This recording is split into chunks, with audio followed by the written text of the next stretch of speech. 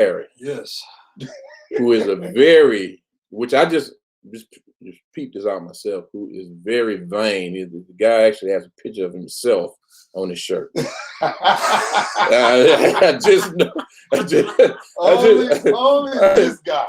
just noticed that when I introduced him. Wow. Okay. But it's putting out the show. There you go. Are you promoting yourself or you promoting the show? But when people ask, like, what's that about? It's about the upper room. Yeah, not about the legend. No, but you know. Wow. Okay. Anyway, so happy to be back. We know it's been a while. We haven't been pumping them out as often as we were, and as we should, but we have, quite a bit going on. I know I've been telling you for a while we have something big coming, and it's coming. It'll be here sooner than later. This summer? I'm gonna put it out there. This summer? This summer. All right. All right. Put it on record. So that means you're on the clock now. That's exactly. I'm gonna put it out there. Now, let me say this. Now, when you see it, it's probably gonna say executive producer, probably have my name, but spearheading all of it. He in charge of this. So if you don't get it this summer, when you send your angry emails. And basically what you're saying, King, if it's a flop, you know where to point. That's basically what y'all's doing. No, we ain't gonna put each other together like that. We weren't doing that. But, all for one for all. Okay. Yeah. But if it do, anyway, let's jump into our blitz. Right. And then after that, we'll, take a break and we'll get to the show. Kwame Brown, man, has had okay. He's doing that. He's had a hell of a week. And look, let me just dive right in. You can judge this from both sides, and people have done it quickly without really just paying attention. Depending on your perspective, you can look at it one way and be like, look, the man has thin skin. He's too sensitive. That's the arena he's in, blah, blah, blah, take it. And you go on the other side and be like, look, man, the dude he's had enough. He's been talked about for the past 20 years, man. I mean, literally, he's been the butt of every number one pick joke that you can think of. So, I ain't gonna lie, when I first heard it, I was like, you know what? Dude need to toughen up, man. I mean, because you're a professional athlete. This is the arena you in. Hey, man, it comes with the territory, And then when I heard about the interview that Matt Barnes and them did, Agent Zero, Steven Jackson, they didn't go personal with him. They just talked about basketball stuff about him, okay? Mm-hmm. Now, of course, Kwame's response, he went there. He went for the juggler. And, I felt like his response was a lot worse than what they were saying. So anyway. Can I cut you off right there before you keep going? First off, for our viewers and our listeners, what happened with Kwame Brown? So they'll know where you're going. Kwame Brown was the number one pick. I forgot what year. It was 20 years ago. Okay. I think it's 2001. 2001. Yeah. Number one pick. For his career, he averaged, I believe, around 8 points a game, under 8 rebounds a game. Now, in his defense, Michael Jordan did not want him. He picked him to trade him for Elton Brand. That was supposed to be the deal. For whatever reason, it didn't follow through. So now Michael Jordan, the GOAT, has this player that he really don't want. And so you already know how Mike is. Mike is a natural jerk. That's just the way he is. And he rode this guy. This guy was only 18 years old. And what I'm talking about now is how I was able to look at Kwame's side and see where he's coming from. And he's 18 years old. He's getting talked about, he's getting shopped around, the greatest of all time, really didn't want him, but now he's stuck there. Jordan is riding him, goes to the Lakers, Kobe got the same pedigree, Kobe getting on him too. So the dude never had a chance. The media tore him up. And again, man, we never had a chance to really get to know Kwame. We just know Kwame is a number one pick bust. So with all that being said, I started to kind of like sympathize a little bit with Kwame and not be so tough on him. That don't mean I agree with his response, I feel like, hey, you need to toughen up. And I start thinking about my own personal experience, even though it's on a local level. And I thought about all of us. I want to say all three of us have a situation to where, as athletes, I don't care what level you're on, especially if you're a starter, there is an expectation. Exactly. And, you know, when you're out there, your teammates, the fans, everybody's dependent on you. For me personally, I remember, it was just a sophomore game, but we was playing Lamar. You already know that type of game. And the game, we down by 1.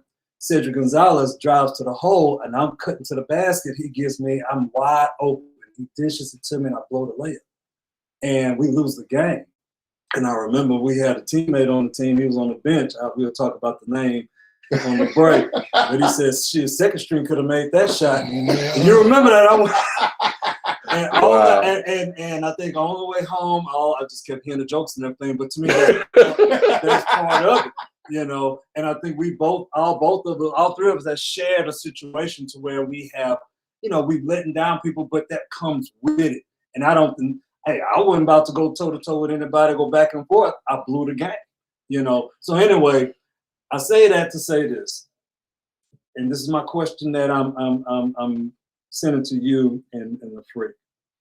Does the media, and I consider us media, do we have a responsibility to be a little bit more sensitive about the things that we say?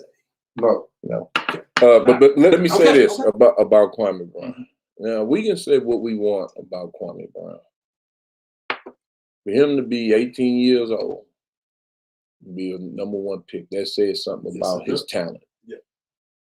Also, Kwame Brown stayed in the league quite a long time. 12 years. 12 years, which is a long time to play that. Okay. So, secondly, Kwame Brown, biggest problem was he was before his time.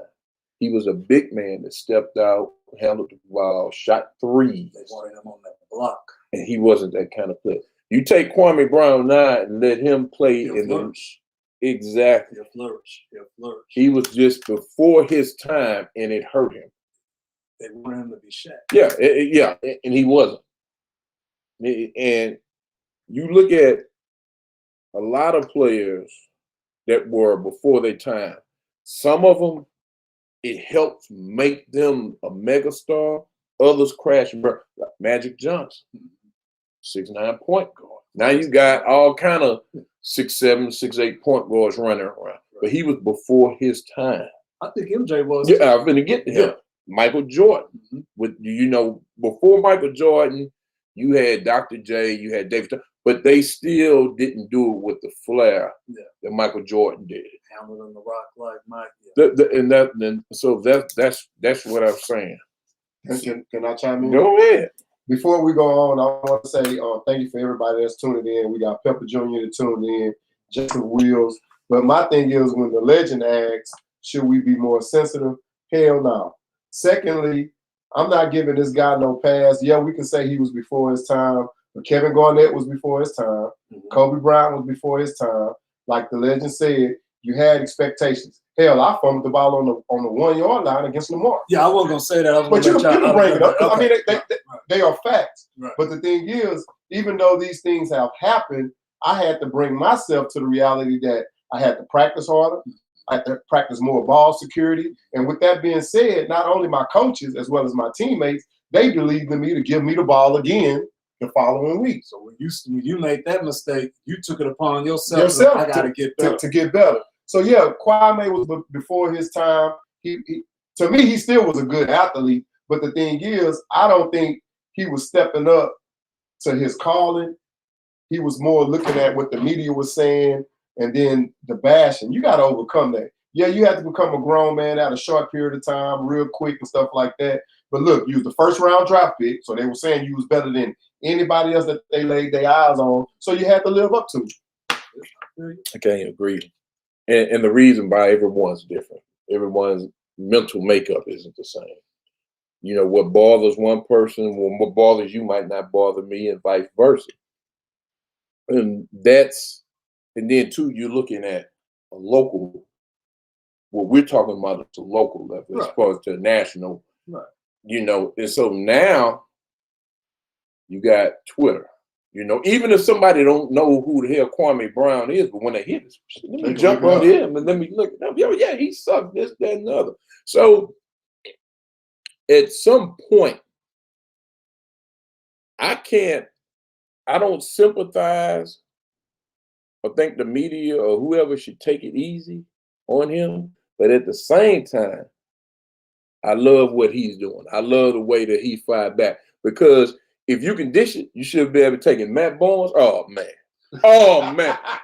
Hey, finish him. He's done. Would you see what he told Matt Barnes? No. He told me, no, the one he told Matt Barnes, he say, you know, if your gal respected you, she would have boned some dude from outside. Yeah, he say she would have boned some dude from out of town, but now she boned your teammate.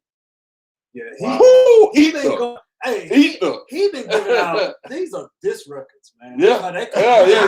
This some Tupac, Ice Cube type shit. He been giving it to Charlamagne the God, Stephen A. Smith. You talking about Kwame? The Breakfast Club. He told, giving it to everybody. Yeah, he told Stephen A. Smith. He said, "You want to meet me in Seattle? We can fight because it's a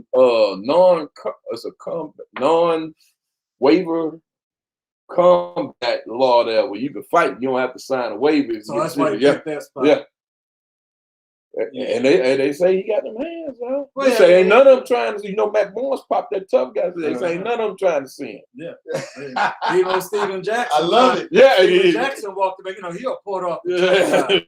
Yeah. And he was pretty much like, okay, bro, you know, I'm not trying to do that. We're gonna keep it professional. You know, like Steven Jackson, man. That's Steven Jackson. Man, he walked it back. He was like, look here, this is how far he went. Look here, man. I wish nothing but the best for Kwame Brown. I mean, he walked it back, bro.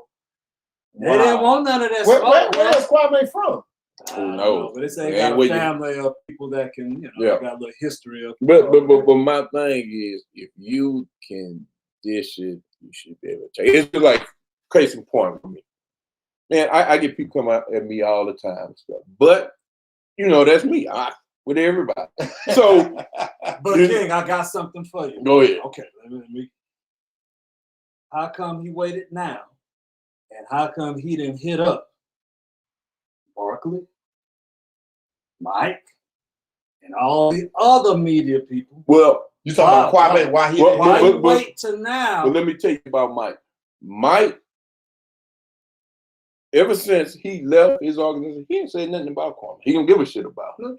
You see what I'm saying? But these are dudes that continually bringing this. Is it because they're not on a level that he feel like that they should be talking trash? Because Matt Barnes, you are a role player at best. I think that Steven Jackson is but no, I think he's just like, why? I'm not even in the league. I've been gone for so long. Why are you still bringing me up? Well, we always going to tie certain people to certain situations based on what they did. That's the first round. Okay. So let's say we put out a list of busts. Boom, boom, boom, boom, boom. Leave it at that. But these dudes, they really go in on him. And the dude probably give me some time. See, this is my first time hearing about this. If you give me some time, I can find out some situations where people steadily hitting certain people throughout history. Okay. And you tie them to whatever situation. Like, yeah, man, shoot, that's that Kobe Bryant situation. Well, be that as it may, don't get sensitive when the rabbit grab a gun. You're right. Don't get sensitive when the rabbit grab a gun. You're right. And like I say, watch what they say now. Like I say, he done came and it's over. Dude, and he went for the juggler. When I read that, I was like, so you know now he's getting offers for his own podcast. Oh, no, the dude is blown up now. He's blowing up. And I guarantee, yes, people want him now. Because he's very well spoken. Yeah. And he ain't a dummy by far. The dude is educated. So he's very articulate, man, and he can flow. He ain't stumbling over words. We need to reach out to Kwame. You want to put him on the show? Yeah, we need to reach out to him. We definitely need to do that. Yeah, man. But like I say, man, he's easy to listen to, and he's entertaining with his stuff. The way his metaphors and the way he describes, and just the way he go for the juggler is entertaining. Now, yeah, he gets on a grander stage, a bigger stage. He's going to watch the type of thing he say. But I mean, Barkley do it all the time. Yeah. Well, it depends. If he on podcast, you don't have to watch what he say. So one more thing. Shaq needs to stop being so sensitive. Oh yeah. Yeah. He gets butt hurt. Shaq, Man. Shaq don't want to hear about nobody being. Listen, Closest or He dominant. takes Yeah. it personal, man. He always ready to fight. Let me tell you. Can When he got mad about the whole Dwight Howard using the Superman, I was just kind of, you know, it was just like, I'm like, really, dude? instead of taking it as in this guy looking up to you, he's trying to carry on what you left. But to his defense, all of the older, the greats are the same way. Yeah. They the same. Look how Michael Jordan, he used to bash Kobe on the slide. Let's keep it real. Now then they ended up developing a relationship. Because he had to get off anybody who he felt was a threat. Yeah. Now it's LeBron. Yeah. You well, know? I don't necessarily think he say too much about LeBron. The only thing he'd be like is no comparison. But when it was Kobe, he never said that. LeBron doing some things. I became not a fan, but I had a lot of respect for LeBron. But now, man, he's doing a lot of faking. Yeah. Laker fans, y'all want to chime in? Nah. Hey, what faking he did? The last thing, man, he get out on the bench doing all this, man. Come on. Man, that's just what goes on in the league now. That's but part of the league. You got to partake in that. You can't be the bigger player. Say, you know what? I'm already the image of the league. No, because that wasn't how the league was built. I disagree with you on that. That wasn't. Kobe didn't fake like that, man. No, you talking about yeah. No, but what I'm saying is that's just the way. That's what the league has gravitated. And you got to tie into that. And it just is what it is. King, it's too much, man. He's doing too much. Hey, man, I'm not saying that I agree with it, but I'm just saying that that's where we are now.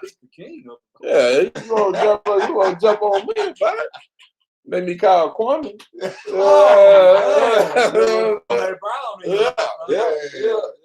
what it is. But anyway, man, we're gonna take a break, and then we'll be back with the show.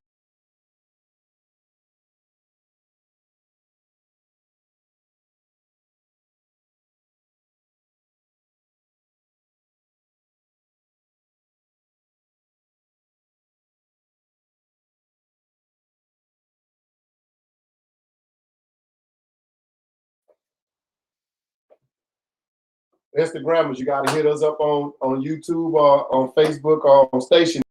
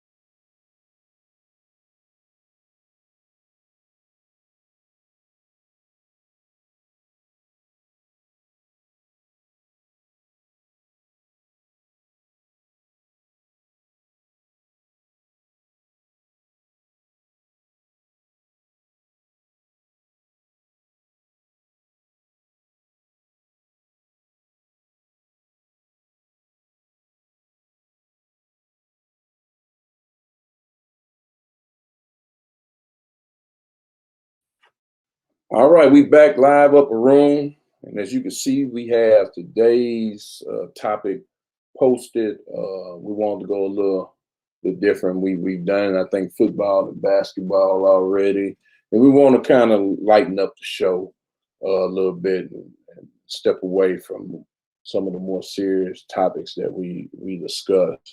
So, like I said, we're going to be discussing the greatest track and field athletes of all time. And it's a heavy discussion, you know, with the whole Jamaica against America thing, but we're not going to only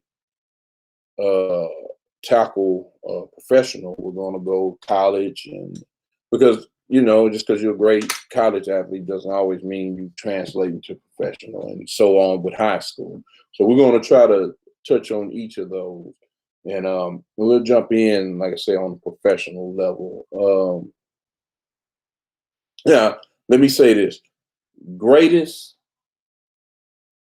doesn't mean the fastest of all time. Two totally different things. You talking about as far as you want accomplishments? Well, you know, if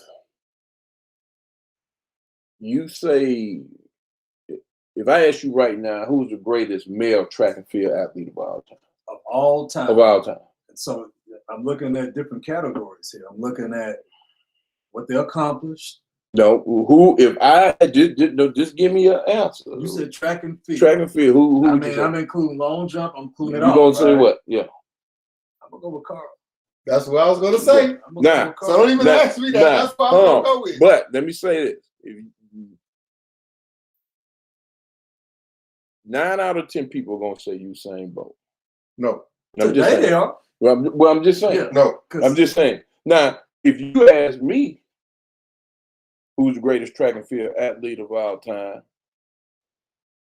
I'm gonna go with, and I wouldn't even call Lewis. I'm gonna go either Jesse Owens, Michael Johnson.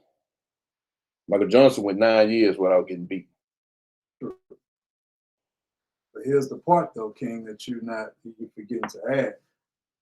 Carl Lewis won the long jump. He won the long jump. Michael Johnson and Usain Bolt don't do but that's but we can get out and get in as many events as we want. But if you're not winning, and he did win. Don't get me wrong, he did win. But Carl Lewis, he was more dominant in the long jump than anything else. Who was? Carl Lewis. Carl got 4 gold medals in '84.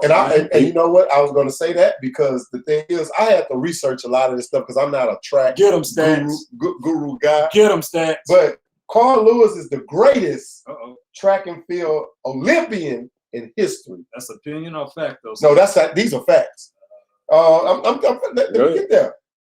He is an Olympic mainstream from 1984 to 1996. In 1984, he won gold in the 100 meters, the 200 meters, long jump, and the 400-meter relay. And it hasn't been another athlete that has done that. But he wasn't the first, though. You got to separate it, though. We got to go field events.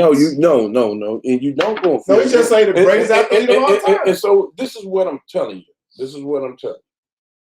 So when you look at that, Carl Lewis was more dominant. So he won 184. 200. Oh, that's what I'm saying. So he won the 484. You get the 88. What did he win? I don't know. I think he got the 100. He didn't win 4. He won the 100 because they stripped Ben Johnson. That's right. Okay. And he got the 200. No, he didn't win the 200. I don't think. He got the 4x1. You got to give him credit for that. But what I'm saying is, because he didn't duplicate what he did in '84. Yeah.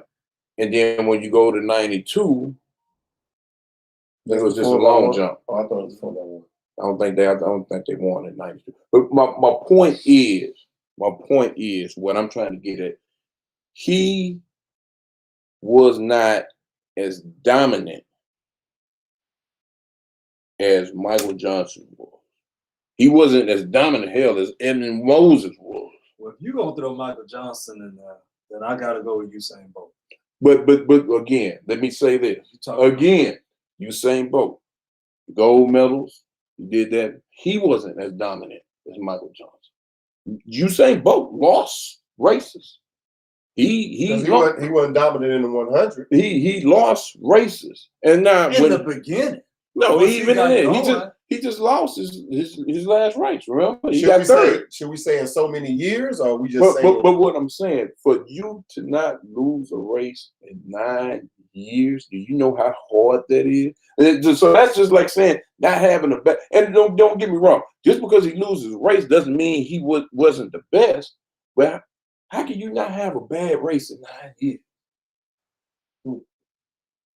What Jesse Owens went through to win 4 gold medals, and Jesse Owens. That's one race though.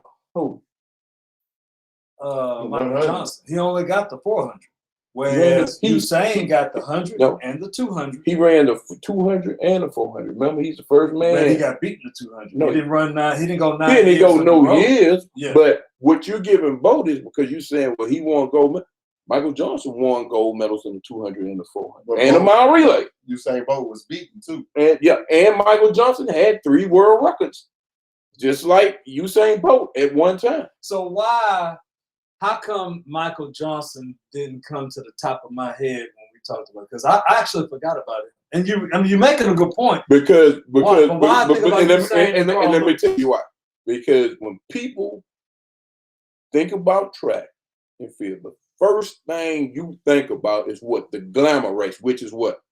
The 100 meters. Mm-hmm. He was not a 100-meter man. True. And he wasn't on the 4x1, which is... No, he didn't rain. But he was on the 4x4, but they weren't making no noise when Michael Johnson was, they set the world record. They did? He set the world record. Michael Johnson ran split of 42.9, which is the fastest time ever over 400 meters, be it a split.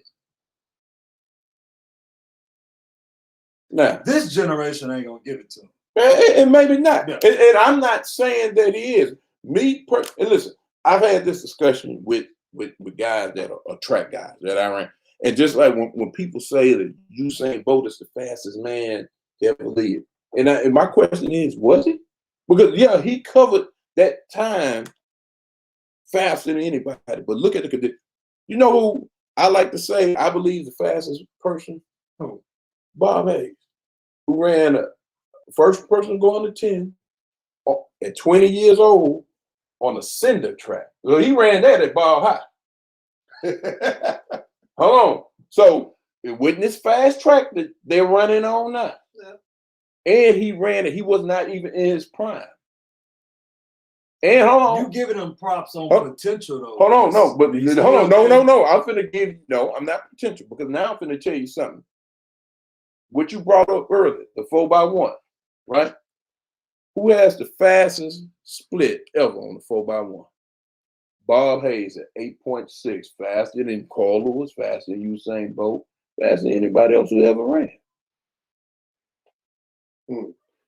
Over 100 yards on grass, Bob Hayes was faster than Usain Bolt. So now what we got to look at is the different conditions. So when they run the same conditions, no, I'm not saying. So you think on the modern day tracks now, he would have been faster than any? I'm not saying. I'm saying it's impossible.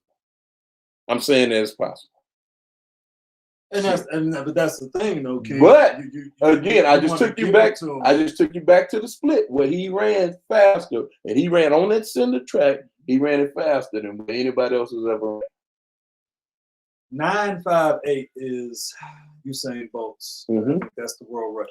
Okay. Now, one thing about and don't get me wrong, I love Usain Bolt, but the thing that I have a problem with is not Usain Bolt, is with Jamaicans, because they're so quick to point out the great Usain Bolt, but when you bring up FloJo, she a drug cheat. When you say that about Usain Bolt, he never got caught doing that. Neither did she. So what's the difference? Or they say, well, Carl Lewis tested positive. He shouldn't have been allowed to run in the '88 Olympics. He tested positive for a stimulant, right? Mm-hmm. Which now today they don't even look at. Right. Could have been Viagra. Your boy got popped for that. Hold on. Your boy got popped for that. Hold on. No, your boy got popped for that. LaShawn Merritt. He got popped for. for one of them animals. Yeah, to go. Yeah. Rhino. Yeah. That's more on my show. Wrong show. Yeah, wrong show. But no, but seriously. So now they want to bring that up, but then it's okay. Well, Shirley Ann Fraser Price got, she got suspended because of something that she took for a toothache or headache. But it wasn't what. So basically, what I'm saying it wasn't testosterone. It wasn't you see what I'm saying? It was just something that, and we go with all this stuff. Nowadays, every damn thing is banned. And you gotta give Usain props just on the mere fact the man is 6'5", and the turnover that he has to generate that much speed in that short of a distance. That's what impresses me the most when we talk about track athletes. 6'5". Now, Wes, you 6'4", 6'3", 6'4". I know you can appreciate somebody tall being able to in 100 yards, not the 400, in the 100, bro. And every race you see Usain, he's always starting off them first 10, 50 yards. He's almost in fifth place. Well, with the 100 meters, it's really no room for error on that. His takeoff ain't all that. He don't come out the blocks. He ain't one of the best to come out the blocks. So after around 30 to 50 yards, it's just I'm just so impressed on what he can. It's almost as if it's a video game and everybody else is just slowing down. Hey, hold on. We have a guest that want to come on. Flow 41 before we lose him. Flow 41, you're on the Upper Room Show. Can you go ahead and tell us who you are and what you have to say? What's going on, guys? I want to give y'all a compliment, man. I like what y'all doing. This Ernest Florence, Flow. Oh, what's up, Ernie? What's up, What's man? going on, man? Just tuning in, man. I don't have anything to say, guys. Yeah. Just tuning in and You was a track guy. Ernie was a track guy, huh? Yeah. Support the movement. Man, we really appreciate it, Ernie. Well, I've just got my head listening in. All right. Well, what we ask you to do, man, go ahead and put your microphone on mute, and then continue to tune in to the show, man. If there's something that you want to comment on, just post a comment, and then we'll get back with you. Okay, so put it on mute. Okay. Yes, sir. All right. Appreciate you, man. Do y'all think, man? Okay. Now, when you look at longevity, Carl Lewis, 84, 88, 92, 96, right? Yeah. Mm-hmm. Bolt did it for what, 3 Olympics? Yeah, he did it from how many goals he had? All the way up to 2020. So he had 8 goals. Should have been 9. They were stripped of 1 because somebody tested positive on the relay, so they stripped them off. Now, I think he definitely was the most dominant. I don't know anybody else who lined up and won every race that he ran. Talking about Usain. Yeah. And look, listen, I give him that, but it's just like this. When you say on the women's side, and you talk about this, of course, FloJo was the fastest. And she was the finest. You think so? Yeah. I know so. Yeah.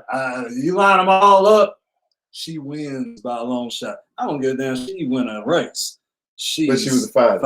Now, let me ask you this. One of our listeners, Joseph Wills, who's a guy that I'm a member with at the Cigar Lounge, Olympian wheelchair guy, he said, would you all agree that it's hard to compare the greatest athlete these days versus older due to changes in sports? That's what I just said. That's what I just said about with Bob Hayes. And I mean, you running on a synthetic track as opposed to, like I say, public school stadium. It's 2 totally different things. Maybe I misinterpreted what you were saying. Were you saying that today's athletes are better athletes, meaning that they're faster, stronger, quicker than the past? That's what I think what this listener is saying is because of the technology. With the tracks that they have now, the way the stadium's built, it ain't a lot of wind in them. He probably was running against wind. It probably wasn't wind-aided. They probably weren't looking at wind-aided races back then. So he had a lot more than he had So to I'll deal pose with. this question to y'all and to the listeners. Are today's athletes better? And if you agree with that, why? Technology, Diet, weights, diet, eating Training. healthy, training. Exactly. Yeah. So Exactly. I would have to agree now. Do I think the past athletes worked harder? Hell yeah. Yeah, but Because it was kind of productive because they didn't take care of their bodies the way these kids do today. Right. We got a texter that said Carl Lewis was 35 years old when he won in '96. 35 is 50 years old in track years. You gotta give Carl props though, King, for the longevity though, man. I mean, you do, man. I mean, the dude, he wasn't dominant like you saying in Michael Johnson, but my God, you talking about a 12-year stretch, man. It was Carl. He was in the mix. Yeah, and he was. But what I'm saying is, my point that I was trying to make was that it's so hard to just, especially on the men's side, that it's just so hard to because you got those guys, and like I said, we ain't talk about what Edmund Moses did, or you know, and then what Jesse Owens, what he went through to accomplish what he did. I mean, how mentally tough you had. Yeah, how mentally tough you had to be. And like he said before, it wasn't Hitler that snubbed him. He said it was our president that snubbed him. Invited every white athlete to the White House. But here you got a guy that just made history, winning 4 gold medals. He didn't get it up. Anyway. What about the girls, King? Okay, well, you know I said the FloJo was the fastest. No, I said she was the fastest. Well, she was the fastest. She still got world records. She's still in yeah. Because it was hard for me to keep up with her. Yeah, well, and I'm gonna get back to you on that part, because I'm thinking. Now, as far as women, you think about who was the greatest. You know, you got like with Shelly Ann Price. She's been putting up. I mean, she shows up to every big race throughout the season. She lose, but when the Olympics come, World Championships come, she's there. So tell me this, because we're talking females, obviously they don't get the pub as men. Why am I stuck at FloJo? Because FloJo is the fastest, and her record's been around for like 35 years. Okay. Now, honestly, I think this is just me. I think Usain Bolt's records will be broken before hers. You think so? Dude, she ran a 10.4 for a woman, dude. Well, let me say this: when y'all say the greatest female track and field, I say Wilma Rudolph, but go ahead. Well, or Evelyn Ashford. I don't think that y'all know about Babe Didrisky Zazaris. Where did you dig that? At the 1932 Summer Olympics in Los Angeles, she won the gold in both the 80-meter hurdles, the javelin, and took silver in the high jump. Okay, so I'm gonna go on and say those events don't count as far as hey, but y'all say popularity, what the fans want to see.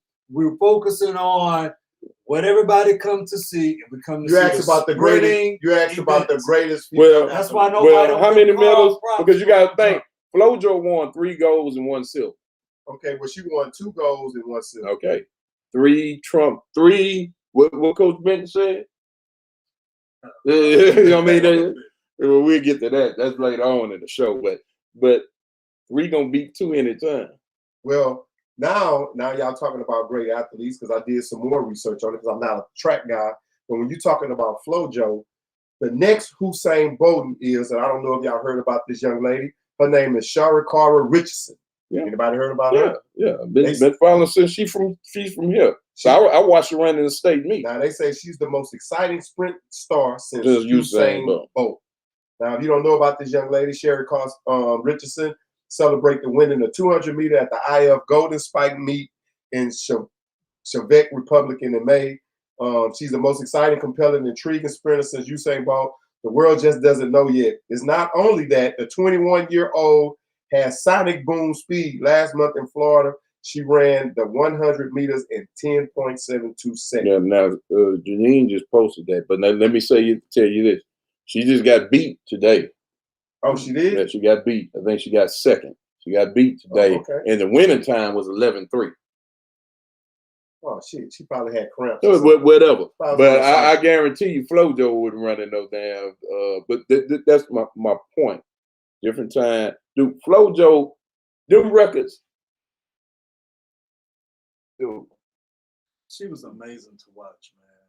Hold on, but Merk, was you watching her run, or you were just watching her? I liked her outfit. I did. Like, you need to be on his show because the way you looking, dog, you got lust in your face. It's so bad. I don't you go back and look on the internet. I don't even remember like celebrating the win. I just love to watch her run. Watch. You was just looking at the figure. The you was looking at the way her outfit was before her. You was looking at the way her Spanx was. Well, no, she wore sometimes she wore one legging and then the other leg she did. But the way her body type, sometimes it may have raised on her left cheek. They all right. I'm just saying, man. I really like that girl. God, oh man. So and then so you know. What about Phelps? Who? Michael Phelps. This track and field. He was a swimmer. Yeah.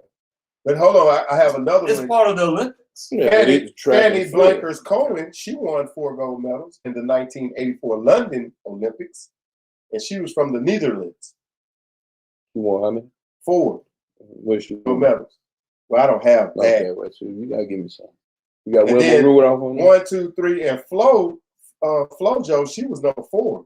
1, 2, 3. She was number 4. Won 3 gold medals at the 1988 Olympics. So that's a list.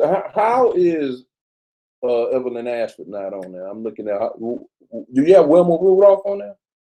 Yeah, she's at the bottom. She's at the bottom. What about her sister-in-law? What's her name? Jackie Joyner Kersey. Yeah, she on there. Jackie Joyner's on there. 4-time Olympian, 6-time Olympic medal. I mean, 6-time Olympic medalist from the U.S. who twice won the gold in the heptathlon. Sports Illustrated voted her the greatest female athlete of the 20th century. So why didn't she get the same pub as again? Why? Because she was in the heptathlon, whatever it's called. And that's not an exciting event. Okay, so then glamour race, 100 meters, man. I keep telling you that.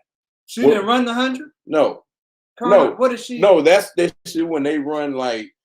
Oh, it's like 10 events. Oh, okay. 10 events in one, and they take the point. Ernest just said, "What about?" I was just about to get the Gail Divas. 2-time Olympic gold medalist in the 100. Very underrated.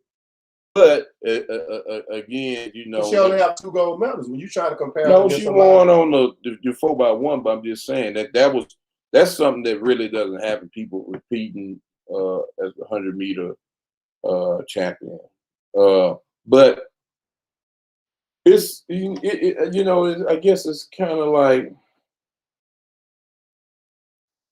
what you know you like, and like I say, I just been going on, mentioning these people.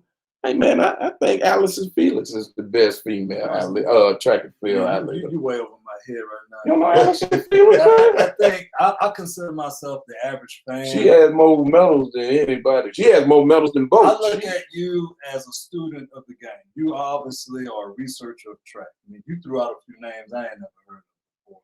So when I think of the average fan, like myself, about track, I'm an average fan. So why these names that you're throwing out, how come they don't catch you? You don't know who Allison Felix is?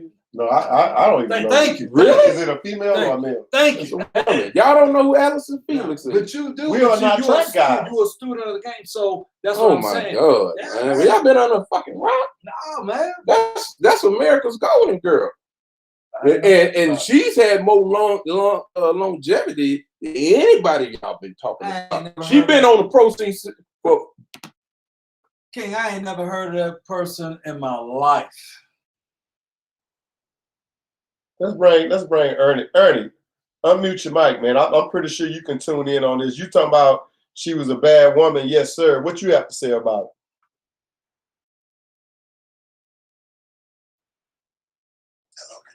Yeah, we can hear you.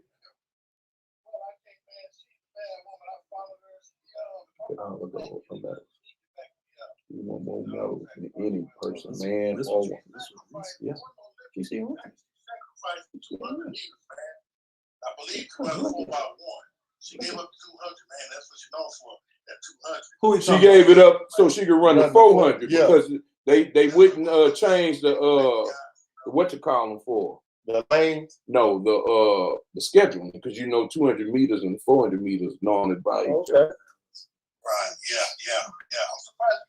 I'm surprised you guys don't know about it. Well, hey, me. Hey, Ernie, me and the legend, man, we not track guys, so we don't pretty much know this. Wes leading the show, and he bringing up names that we never heard of. How could you not know who Allison Felix is? Ernie, we about the glamour and glitz. They worried about, they worried about what kind of outfits they got on. Yeah.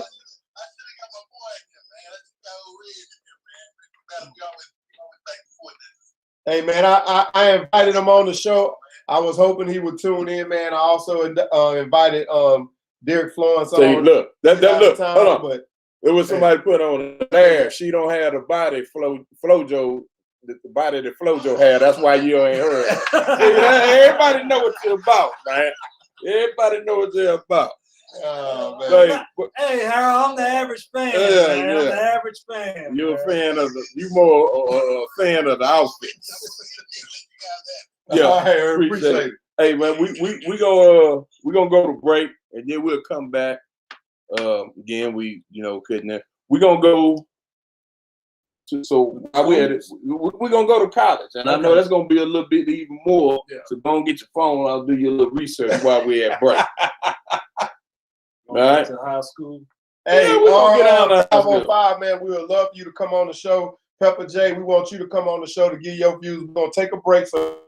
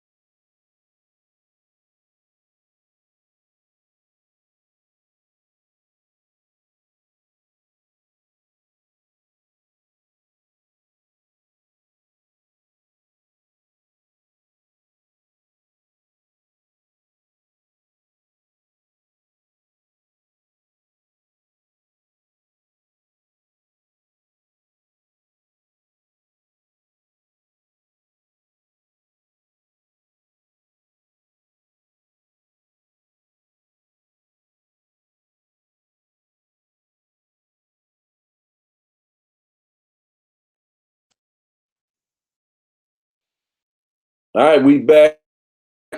Upper room, greatest track and field athletes of all time. We've touched on the professionals, athletes. Again, we didn't agree. We have I see people even agreeing with Otis on here. Otis don't even have a take. But anyway, we're gonna move along to college, and like I said before, because just because you're a great high school track and field athlete doesn't mean it's going to translate to college, and college athletes don't always translate to professional.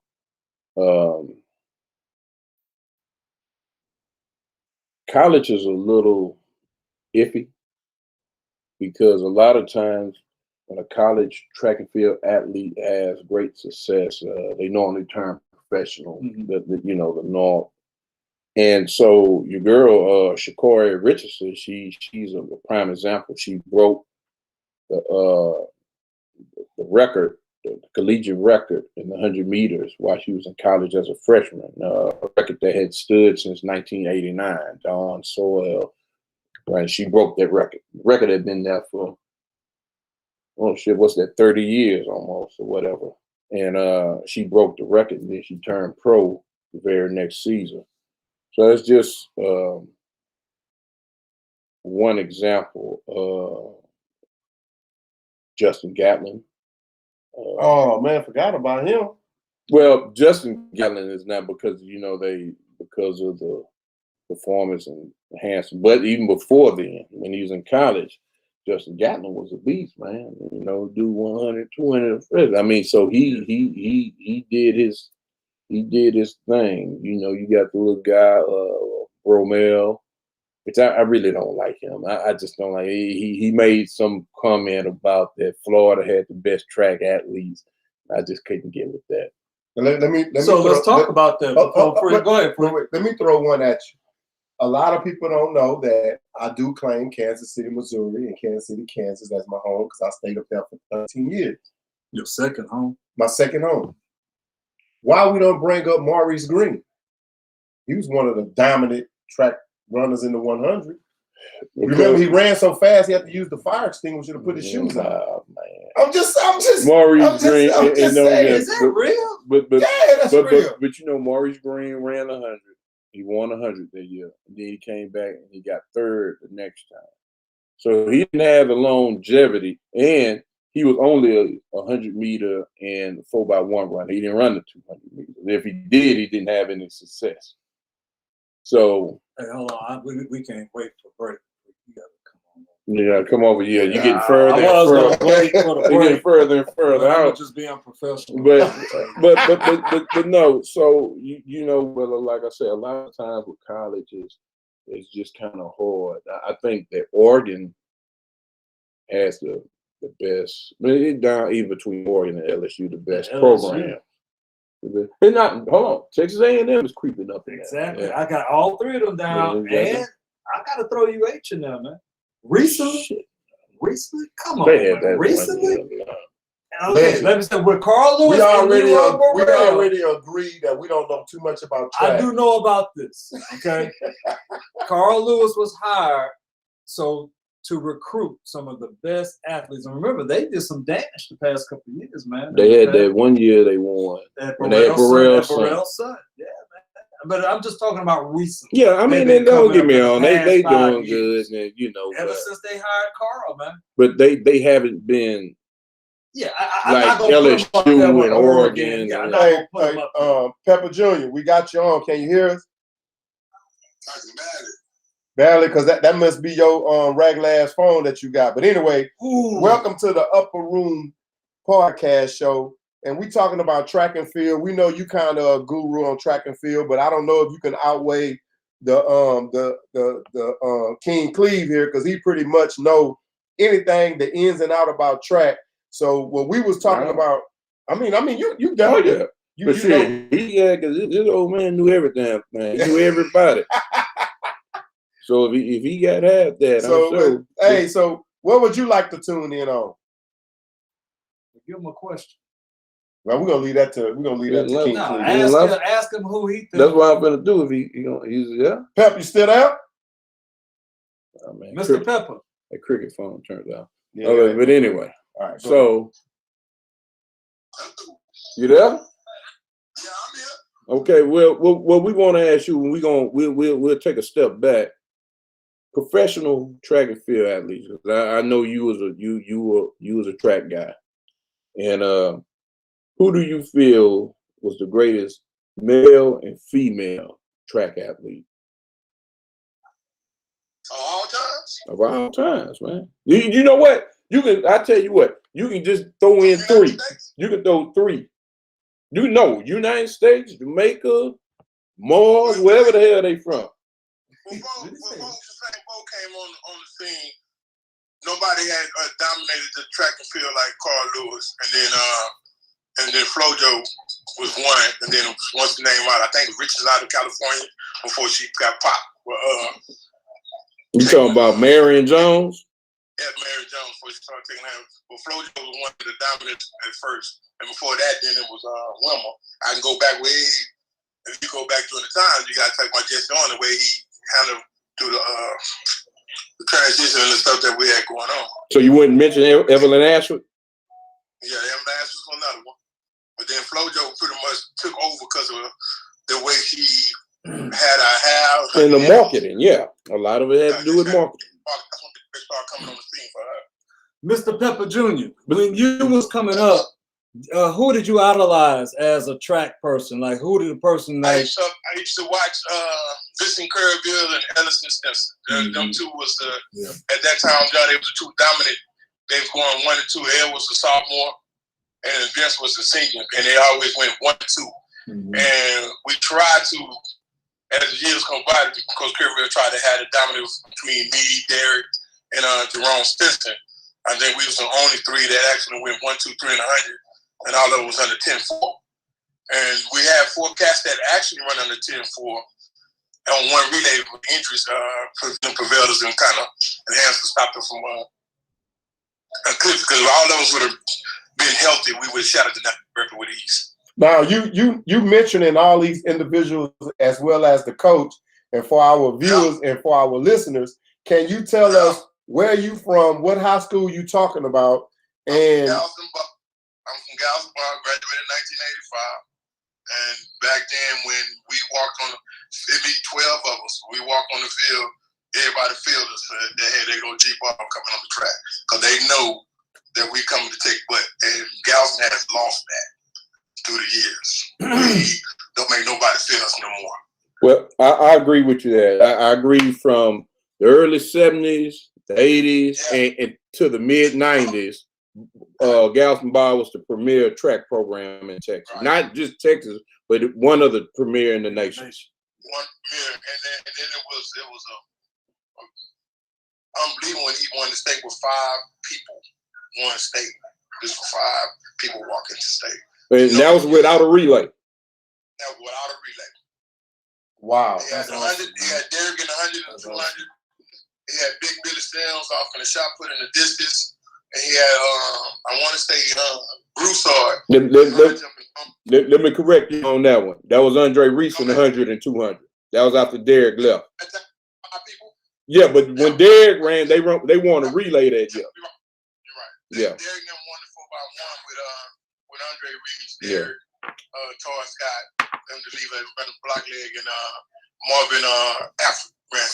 I told you we have a track guru in our studio. Now I'm fit to push a button because I was talking to a guy that we close to in family, and I was told it was a time when you mentioned all you guys that ran in the 100 and y'all all ran under 10, whatever y'all the saying that y'all use, but y'all had to vote. Y'all had to vote an individual in who wasn't even on varsity by the name of Derek Florence.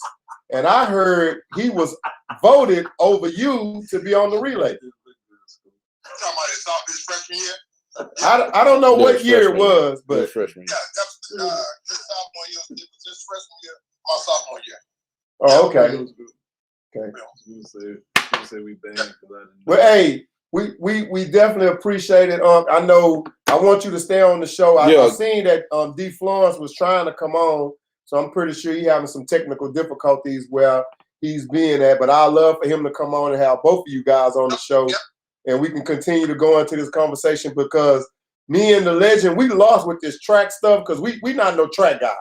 We play football, basketball, and baseball. Yeah, about Roy Martin wanted to. Yeah, we gonna get to that. We gonna get to that. So Say that. Don't tell them. Don't go nowhere. Yeah. We also, if you can, on one of the 5 phones that you have, reach out to Reginald Ballard because we'll love for him to come on too. Why you got 5? He big time now. He's big time. I'm down on one phone. I gave out my phones to my grandbabies. I got a grandson on the way.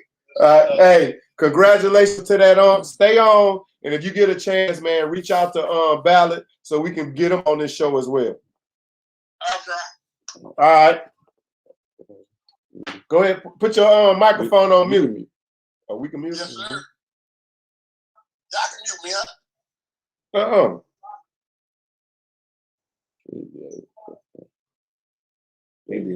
Okay. Well, it was since we done had that, man. We just jumped right into high school. Let's go. But you knew it was coming. Let's just now. This is me. Now, I'm gonna go ahead and say the 3 on the male side. The 3. The most, and I got to give 3 because it's hard for me to say. The most dominant track athletes that I've seen. In what level? High school. Are we in high school? High school. I got to give him notes. That's gonna be difficult, man. No. Cause are you keeping it in Galveston? No. We just saying dominant. But you got to go listen. You look at, of course, our own Derek Floyd, who was a national record holder for God knows how long, and he's ranked number 14th of all time. Yeah. Stats. But you got, and this is me, Marlon Cannon, Dallas South Oak Cliff, 400 meters, anchored the 4x1, the mile relay. He ran a 45 out of lane 8. And just to say this, when he ran, Open or split? no, open out of lane 8. Just to say this, when he ran, was he in lane 8? well, that's just a draw he got. In state, they give you a draw. Okay. He probably would have won 100, 200, 400 in both relays if he could have ran that much. Now, honestly, and Pepper brought him up, the most dominant track athlete, and they've been said that he's the greatest prep track athlete of all time is Roy Martin out of Dallas Roosevelt. He came right before Derek. Can I throw this in? Go ahead. I heard one of our very own from Galveston Ball, Michael Morton, didn't lose a race his junior year up all the way to state. No, senior. Senior year. Well, I mean, correct me, but I'm like, am I on the right path though? Roy Martin did that he was the national track and field athlete 2 years in a row.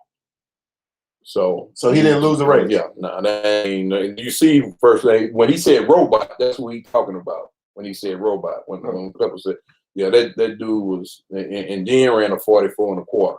So, nah, split. Yeah, he ran a 43 split, and I mean, when Hawthorne set the national record in 84, 85, 84, the mile relay when they went 307, Roosevelt got second.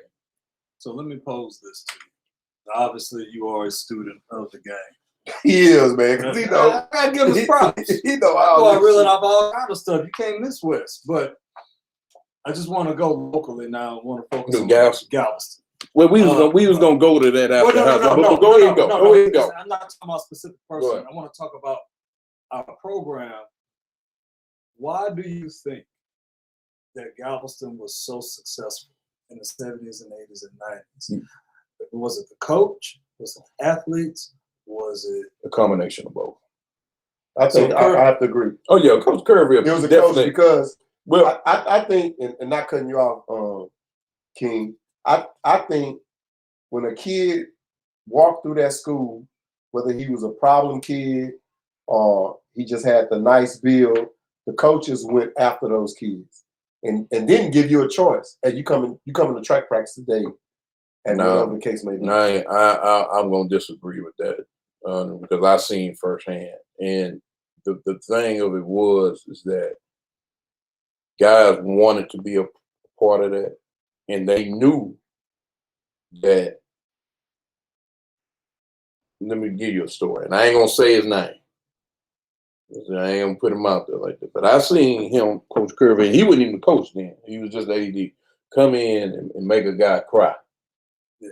Told him that he Kermit. Yeah, told him he lost in football, he lost in basketball. Told him don't bring his losing ass ways out to this track, because when you do that, it strike a nerve. I saw that in my very own line. Hey, and this isn't when he's older. Yeah, and so, but he wasn't even a track coach. Yeah, he's the AD, but that's just how much power he had.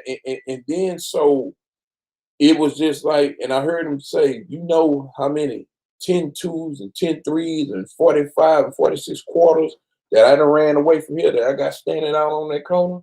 I don't need you. I can replace you with somebody. And so it wasn't that he went to go get the only thing I ever seen him do. I remember when we played football.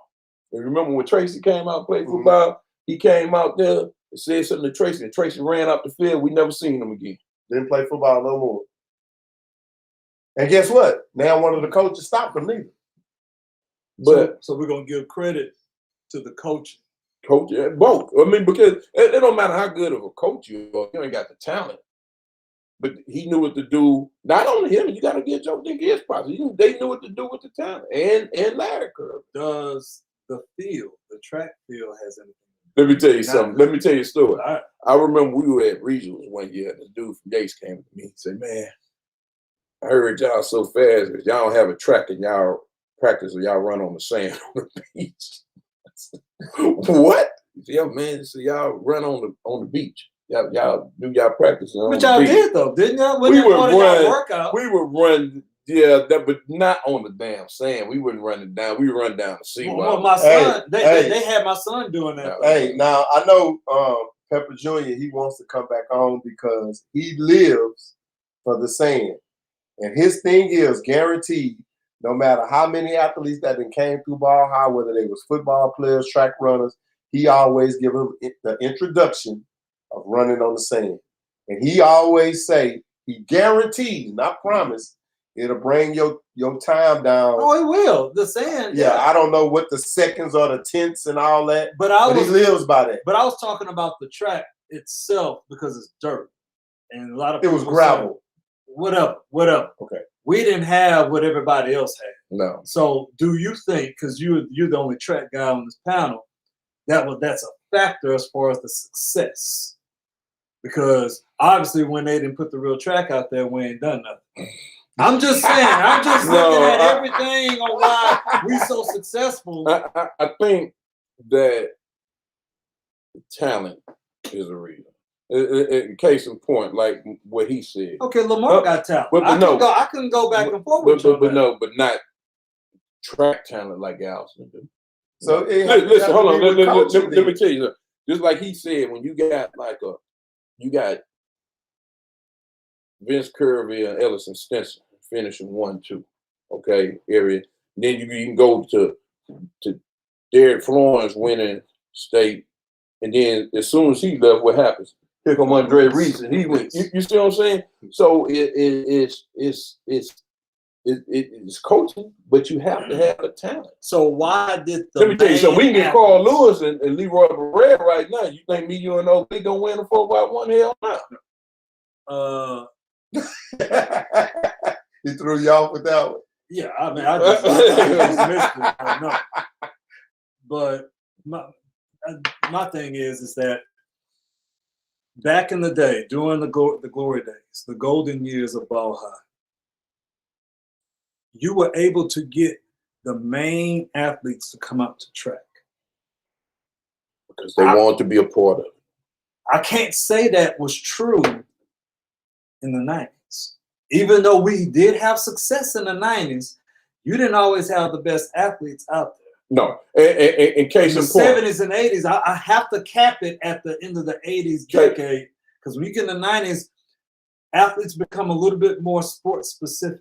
Yeah, in case in point, when we ran, now, you know, our last year, you know, when you hear who was the fastest guy in the school when we ran, you know, the census was going to ask you, you're going to say Tracy Brown, right? But what? Was it Cedric? Yeah. I mean, we seen him race. And, you know, we seen Will that said if he wasn't the fastest, he's probably the second fastest. All vice versa. But he played baseball. He didn't even run. I would say he has the fastest takeoff. Obviously, I'm gonna give it to Tracy in the 400. When they did the 2 out of 3.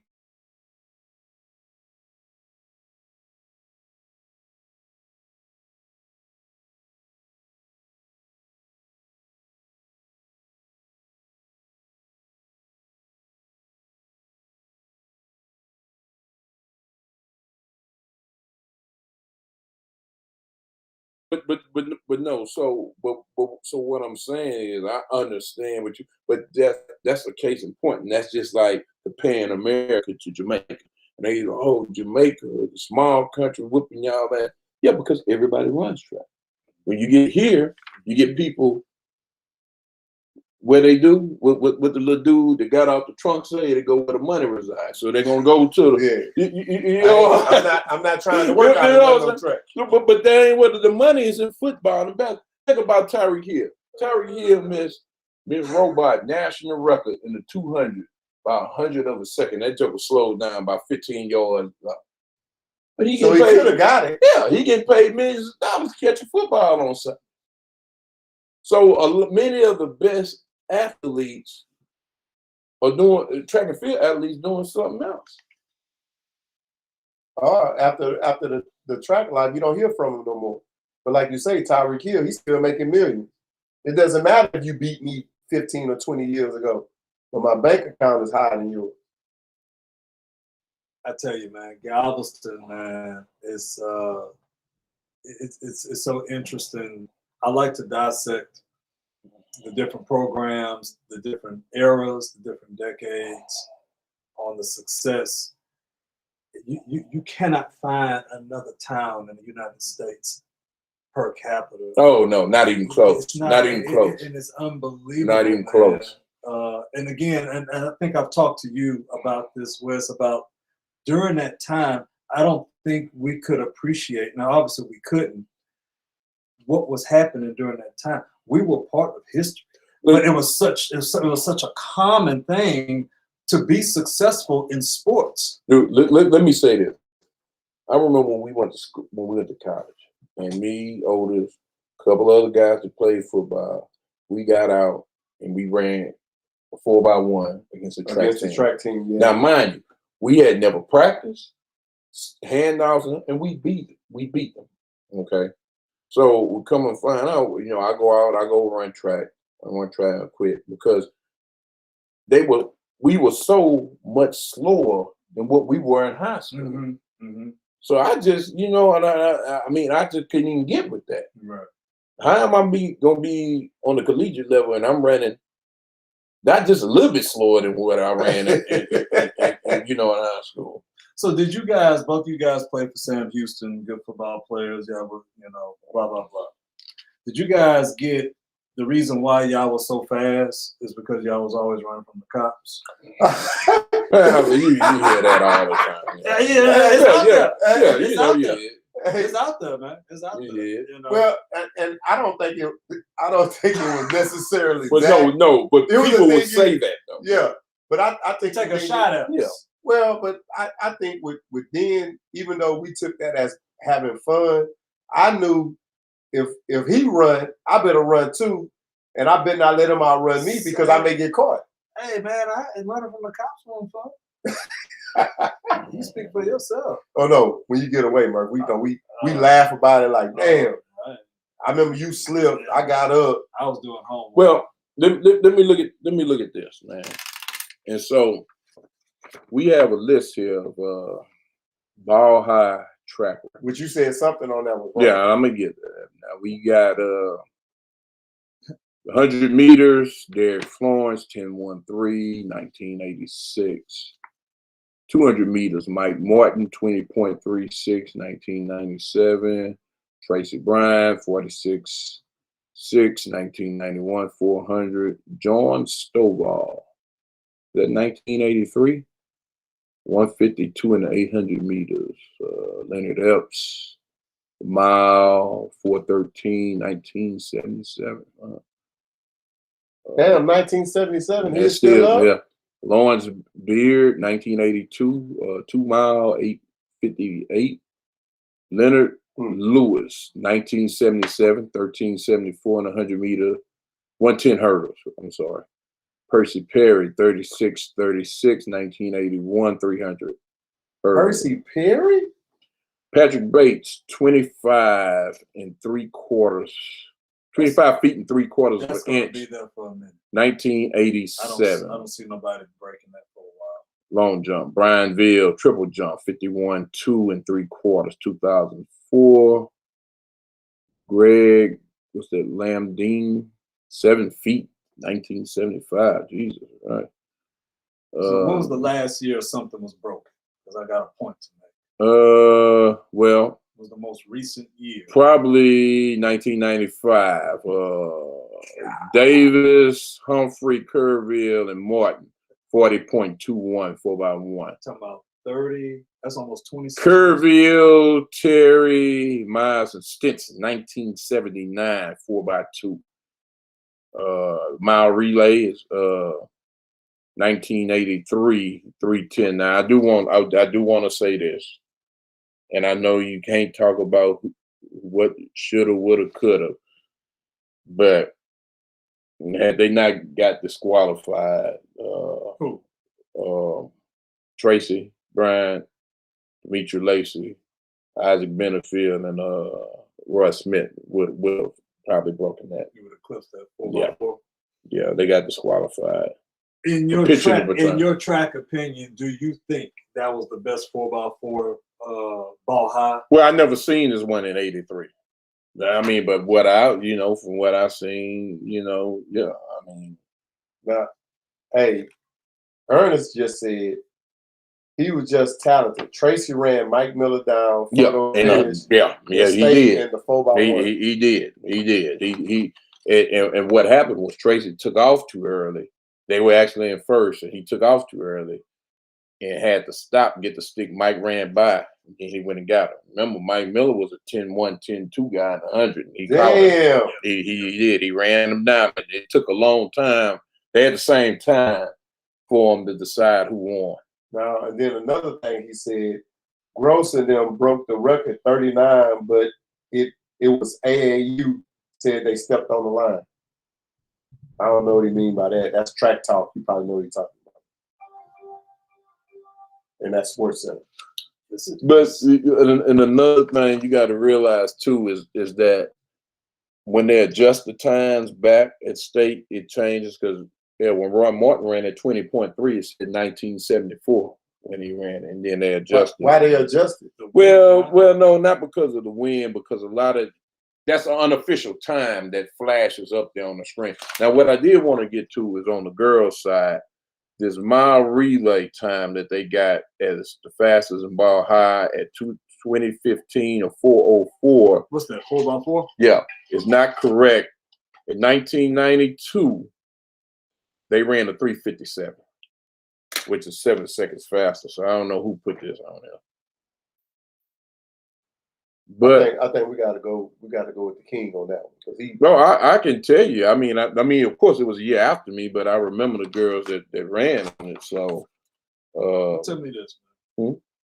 Tell me this. See, Pepper even said it's 1970. Put him at. You got to get him in D Florence on, man, and they can probably. Hey, Pep, I know you tuning in, man. Have you got in contact with D Florence? I'm going to try to hit him up on my phone, too. But if you can get him on, man, we'll love to hear from him. Where is my damn phone? Let me call him and see if I can get him on the phone. They just tell him Christian Beauty. He on. He's out of Texas. Well, tell him. What's his name? D Florence. What is his name on here? Flow 41.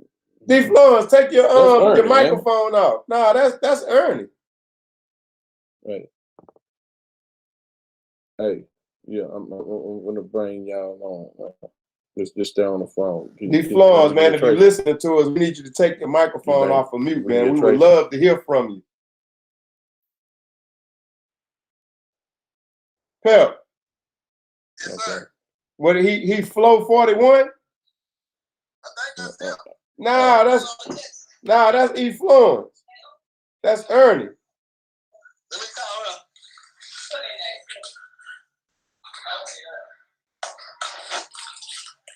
Who is mute? Yeah.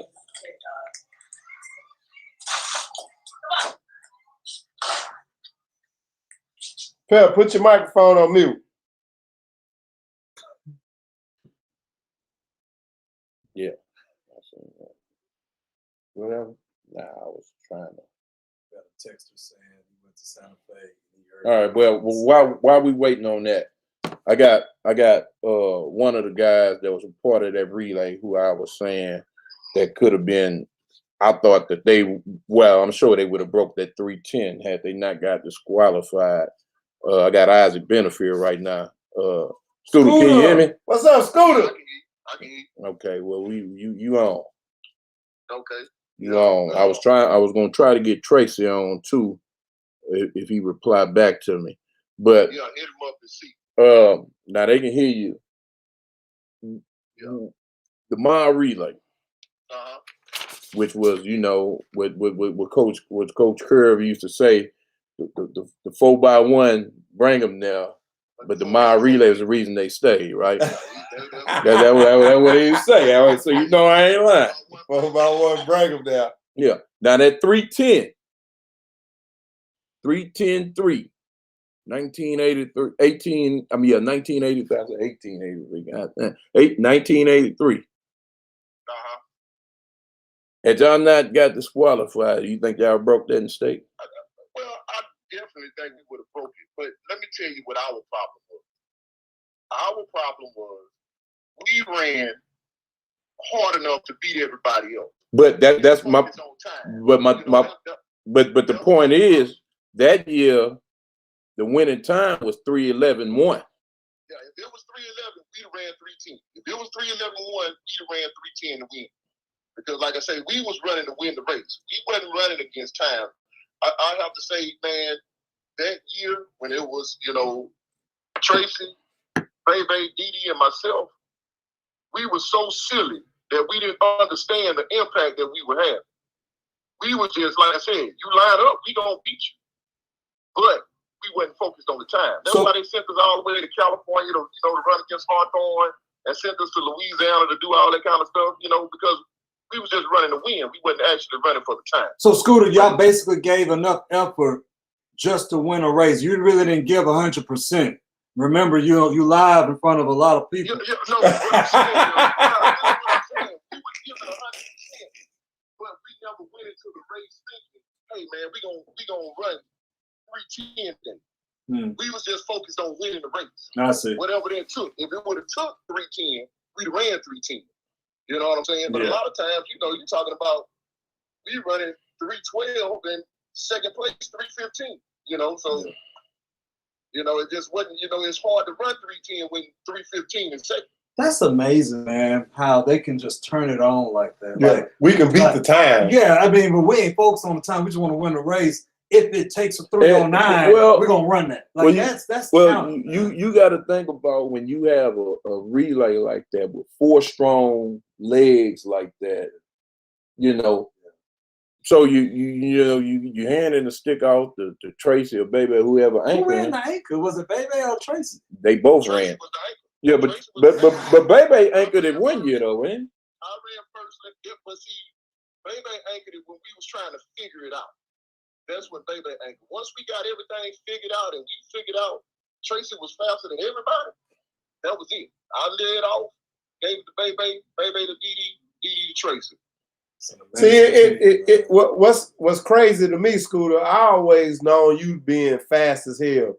And now that you saying that Tracy was faster than you, now you was the lead off, like in track, how do you determine like who first, second, third, anchor? Because you got to understand, like in the 4x4, this how it went. Tracy was the fastest, so he was gonna be anchor leg. But the only true 400 in the mile relay is the first leg, and that's what I ran. I was the only one running a true 400. So you talking about I could have been anchor leg for a whole bunch of people team. And you ought to remember this, OB. You remember in the 8th grade when we ran against when I was still in Hitchcock, I ran Tracy down in the 4x4. Yeah. You know what I'm saying? So all of us could have been anchor legs for everybody else team. But That's we was all amazing. together. That's amazing. Now, hold on. Let me go and say something else. That next year, and just to show you how you say they ran hard enough to win, but then next year when we ran, we had to run hard every week. Every week. Because we had like a 52 or 53 on there. We've been looking at videos here lately, which kind of inspired the show. When in school to be like, man, what the hell is that second leg? I ain't never had that. But you know, he moved the third leg. I ran first, and whoever we can get on there ran second. And we had ball. Yeah, and then school be like, man, I never ran that hard in my damn life. So it was possible y'all could have did it. Y'all could have pushed it. We had a hell of a time, but then that was another thing. I think it was at TSU. That was our first time all running together. You know, eligibility, injuries. So when we put it together, nobody, you know, we weren't even really on the map yet. They thought, you know, everybody had lost everything, and we just kind of blew everybody away. But you know, matter of fact, we didn't win state, but the teams that finished first and third was there, and we blew them away. But we ended up losing the leg because of grades. And do y'all remember Marlon Cannon? I just said that the 3 best track athletes that I can remember was Derek Florence, Marlon Cannon, and Roy Martin. And did anybody bring up Henry Neal? Ooh, no. Y'all forgot about what Henry Neal did. Yeah, but it was like 1 or 2 seasons. But you're talking about a guy who running, you know, everybody talk about the white kid now, but you talking about Henry Neal, built like a Mack truck running 10 flat. You know what I'm saying? You know, this cat was unbelievable. But ran Michael down. But then what I told him, I say, Cannon probably could have won 100, 200, 400, and they would have won both relay. Yep. And I got clippings right now where Marlon Cannon was worried about what Galveston Ball was going to do in order for them to win state. And see, that was the difference in them and us. We weren't thinking about them. They was worried about us. They had to run to beat us, but we weren't worried about them.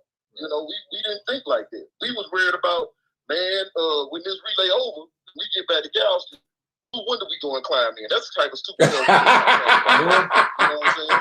That's because our reputation preceded us. Oh, shit. Reputation. And then, you know, I think about that last year, man, how many people did we go through that was on that relay? Because I just made me just think, because I just seen somebody put Marvin Oliver, MD name up there, but remember MD was there. He quit. I think Gray's got him. Okay, but then we had but remember the original team should have been me, you, Link, and Tracy.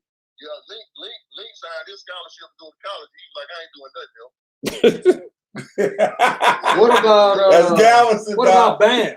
What about Bam? Yeah, he took Shrad place on the 4x1 when Shrad got hurt. On that hey, Scooter. If Cedric would have ran, would have been a big difference.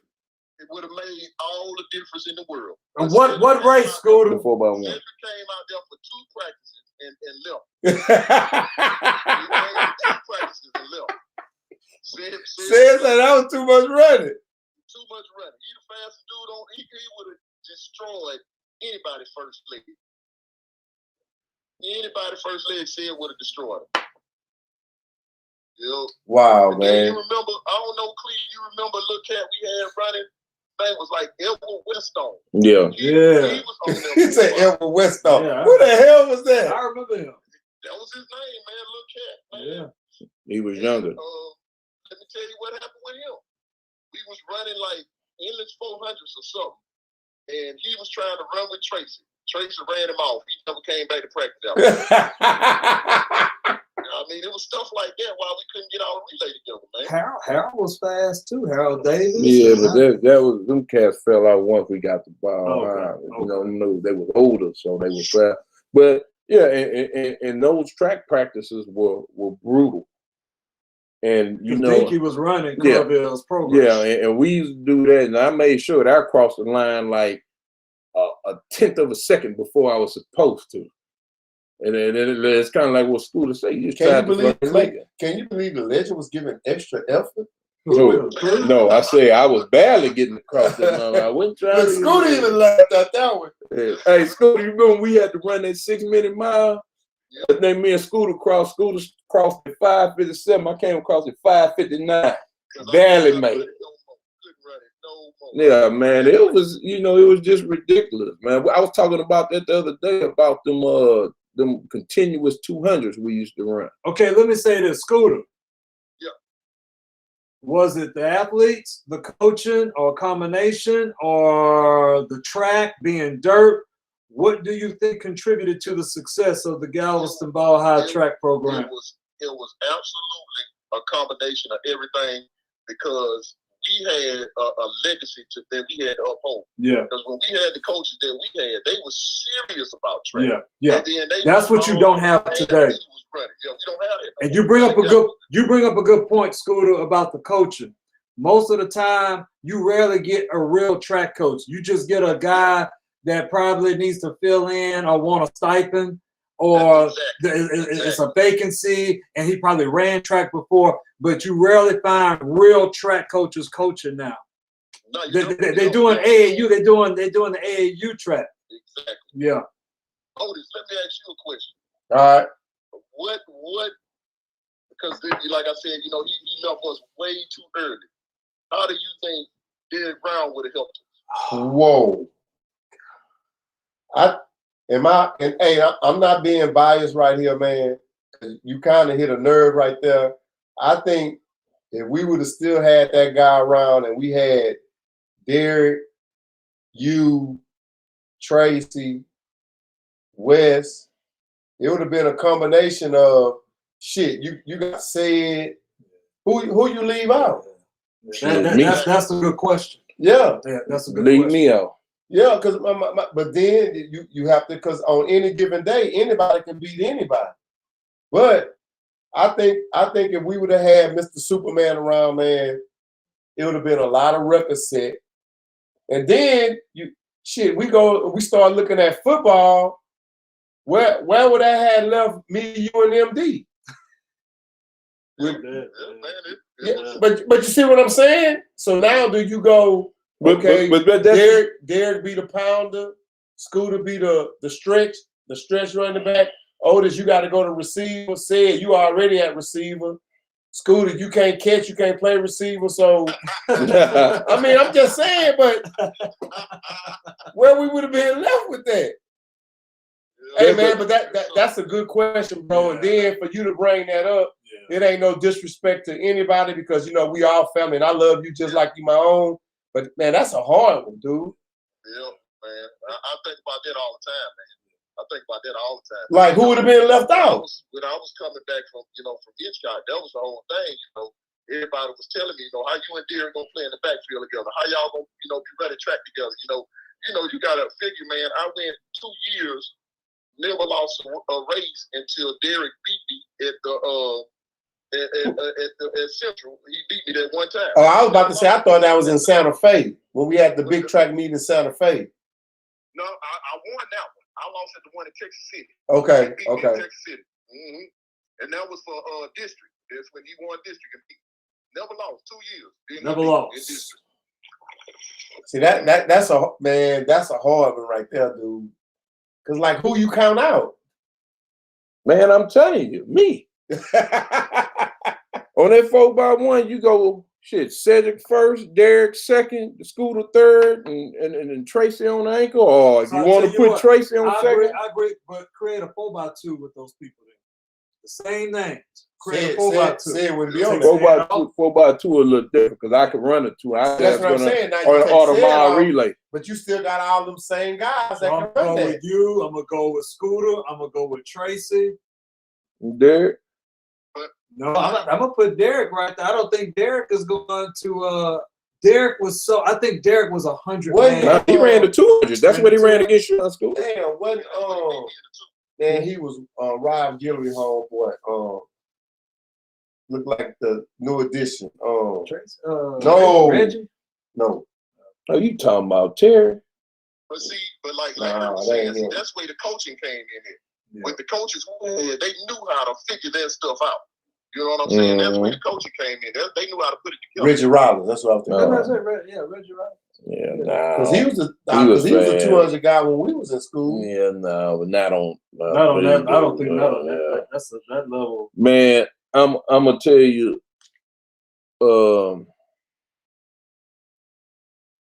Man, that's a hard one, dude. And even like I say, man, with that mile relay, man, a lot of people don't realize, man, Link used to run the shit out of a quarter. Keep thinking about that dude could run the hell out of a quarter.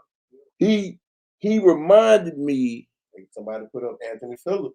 Yeah, but he wasn't with us. But when you talk about Anthony Phillips, but when we talk about Anthony was fast. If you mention Anthony Phillips, you got to bring up Kent Line. Yeah, I'm about to say that. You got to bring up Kent Line. But at the same time, they were super fast, but they weren't Derek Florence.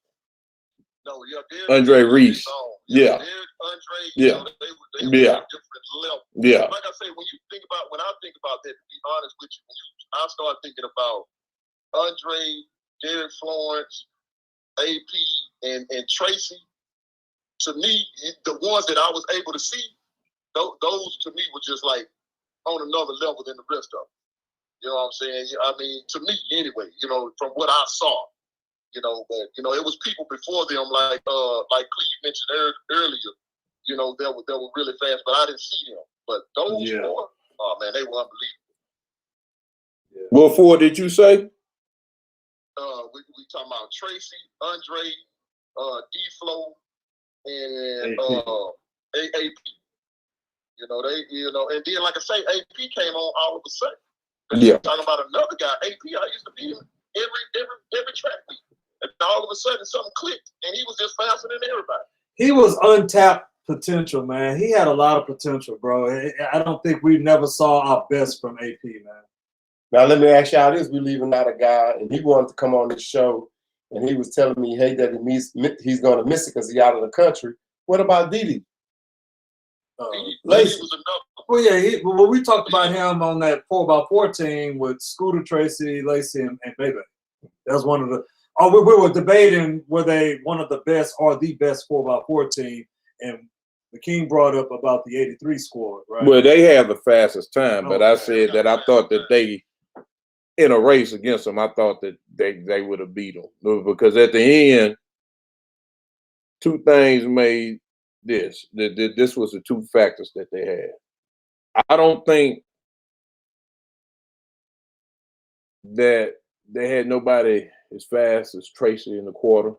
No, they did. Nobody as fast as Tracy in the quarter. And then the other thing they didn't have Roy Smith. And ran with Bebe. Bebe wasn't gonna let you beat him. Right. Be on the same wave. He went for the. I seen that dude drop 40 Friday and come out with no practice and run a 46. What about the time when he ran with the cast on? Yeah, that's a whole nother thing. Y'all went 311 then, right? 311. And Willow Ridge fire high. Willow Ridge was so mad they didn't know what to do. Now let me ask you this: we had Pepper Jr. on, and I don't know what relay team they had.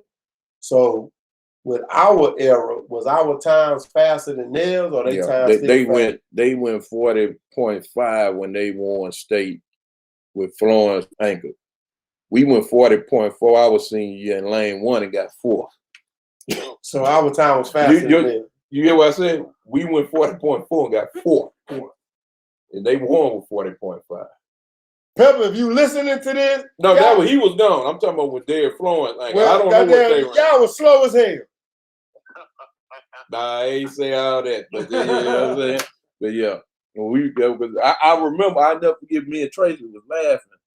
We thought we were looking at the girls, and we thought it was us. We thought, oh man, they done fuck Willery. They put them in this lane. Then when we actually realized, boy, they screwed with us. They put us in lane 8 in the mile relay, lane 1 on the 4x1, and that's when they had that big ass rail on lane. So I got to run that curve. So do the lanes really make a difference?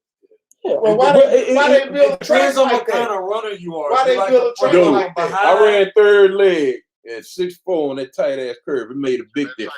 All that. It made a huge difference. And they had that big rail right there. So I'm running trying not to step on that damn rail. But this is where the coaching comes in because you got to personnel those relays accordingly based on who's going to go get it, build. I mean, I think all that counts. Well, the thing is that at that point on a sprint relay, you can't change that. It's too late in the game because you get it right before you run. Mm-hmm. So, it's too late. Now, the mile relay, I still say to this day, we should have just said the hell with it and change that order. Yeah. Go with who? Well, I ran first leg, Lee ran second, Scooter ran third, and Tracy ran anchor. But so what, you switching you and Scooter? No, switch me and Lee Power because or switch us out and put Scooter second if you want to. Or who was one? I ran first, but I had it off. We were because that's what it was. Yeah, but that second leg killed us. When Scooter got it, he was so fucking far behind. And I mean, I could do it. I could go back and show you district meets and we seen the district meets we was at, and then once it got or ETSU, we being first, and then on second leg, and Scooter got the run, and and that was just the difference. I enjoyed watching y'all, man. Y'all were like a rock band, Scooter. I remember me and Drones and Boudreaux, man. We used to follow y'all, man. Y'all were a sight to see. That was fun. Yeah, it was some fun times now. It was some real fun times. Yeah, it was fun at the track meet, but not practice. No, not practice. No, not practice at all. So when you, Scooter, let me ask you this. When you look at some of these times now, and I know the training is different, technology is different, do you think if we moved a couple of years forward and get the same thing that these kids are getting, do you feel you could have been an Olympian considered track runner? I don't know. I don't know about me as far as track goes. I think even if I had all the training that they have now, I probably could have dropped maybe a 10-3. But I don't think I could do what these cats doing with them 10 flats and 9-9s and all that. But you got to, then one thing you got to realize too, Scooter, that's all they do. You ain't playing football. Yeah, that's all they do. And another thing, what they would have did, they would have made you lose weight. And a lot of, so you gotta look at a lot of that, but it's definitely different. You and I had this discussion about with Usain Bolt and whatnot, and I told you how I felt about like with him and Bob Hayes, and so that's one thing that we got a little thread on there, and me, him, and Tracy, and this is what we talk about constantly. And see, and the only reason, because like I say, I agree with you on the point of how fast Bob Hayes was, but the only thing is, it's hard to compare errors. It is. So the only thing we can really go by is the time that we got. You know what I'm saying? Because like you say, man, if you could just, have some kind of magical powers, the Infinity Stones or whatever, you snap your fingers and have them all there together, Bob Hayes probably could outrun all of them. But we can't do that, so all we can go by is the time. It's just time. And that's why I don't like it when they be trying to compare all these athletes to Michael Jordan and all of them. Hey, Pepper, you there? Oh, he muted his mic. Hey, let me because I was going to do this. Let me give him a Scooter. Hey man, track numbers are down across the board, across the nation, and junior high and high school. Why do you think that's so, man? There's no money in track and field. Okay, hold on, Scooter. Was there money back in the day? Nope. But the money in the other sports wasn't as big as it is now. Mm-hmm. So you can legitimately make a good living running track back in the day, as opposed to now when you're gonna sign a contract for $100 million. I'm not even messing with track. And the reason why you can make a good living back in the day, because the interest was there, like fans were wanting to come see. So my question is, what is happening to why it's the other sports?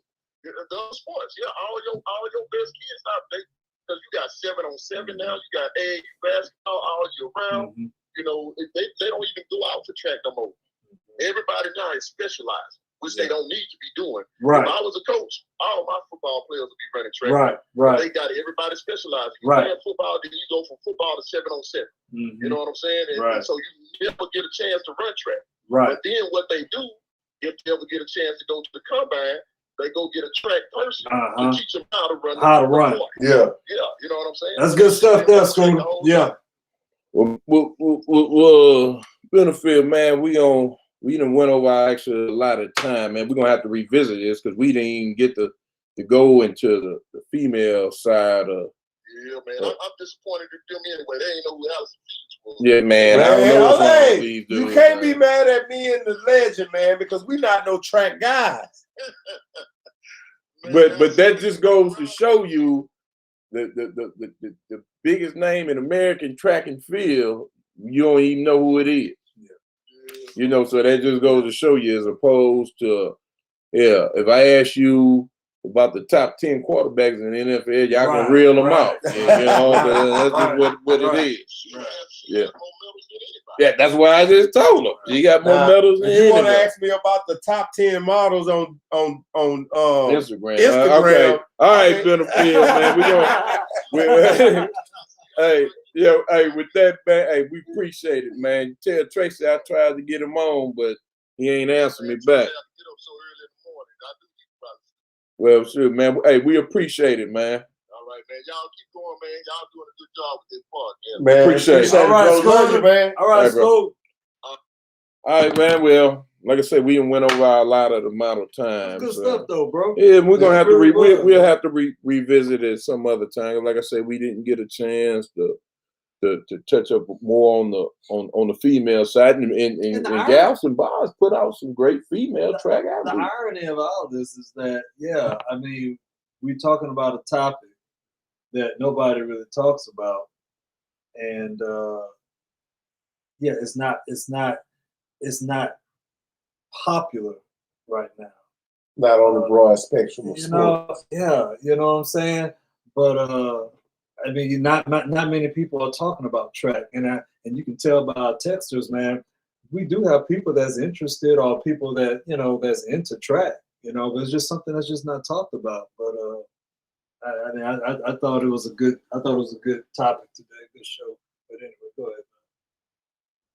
ahead. Well, before we let OB and what is we just go ahead and close the show with OB thanking some people and mentioning some people. Okay. Because like I said, we already over. Okay. But I do want to touch on this guy here, Gabriel Sanchez, and I see he brought up Marvin Oliver, MD, Cedric Gonzalez, and we Derek Brown. We brought all these guys up. Maybe you missed us when we talked about them. Anthony Phillips. We brought all of those guys up. So, but like I say, the only thing that I hate is that we didn't touch up on the females more, because Texas, not only Texas, but Galveston Ball produced some great female track athletes. Matter of fact, they won. I think they won state in '92.